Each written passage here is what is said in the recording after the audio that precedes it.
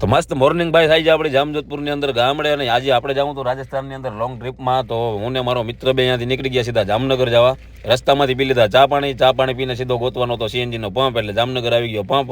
અહીંયાથી કરાવી આપણે ટાંકીને ફૂલ, અને પછી વૈધા આપણે સીધા ફાસ્ટેગ કઢાવવા આગળ. ને બીજા પણ આપણે એક મિત્ર આવવાના હતા, તો એની પહેલાં અમે ગયા ફાસ્ટેગ વાળા ભાઈને ત્યાંથી અમે કઢાવ્યું ફાસ્ટેગ, કારણ કે આપણી ગાડીમાં ફાસ્ટેગ હતું નહીં ભાઈ, અને ફાસ્ટેગ વિના તો ગમે ત્યાં જાય એટલે ભાઈ ટોલનાકા હોજાડી દે.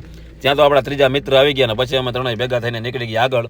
રસ્તામાં બપોરથી લાગી ભાઈ ભૂખ, પેટમાં ઉંદેડા મારતા હતા ઠેકડા, એટલે જમવા ગયા 3 વાગે જમીન નીકળ્યા સીધા માળિયા પહોંચ્યા. ગાડીમાં આપણે ભાઈ તકલીફ હતી કે ચાર્જર નહોતું, એટલે પહેલાં આપણે લેવાનું હતું ચાર્જર, અને બાકીનું આપણે જે થોડો ઘણો સામાન લેવાનો હતો સોપારી ને એવું બધું. એટલે પહોંચી ગયા હોટલે, ત્યાંથી આપણે સોપારી ને એવું બધું લીધું, ને સામે બીજી હોટલેથી લીધું ઓરિજિનલ ચાર્જર, જે આપણે 650 રૂપિયાનું પડ્યું, અને ફાસ્ટ ચાર્જર છે 30 વોલ્ટનું.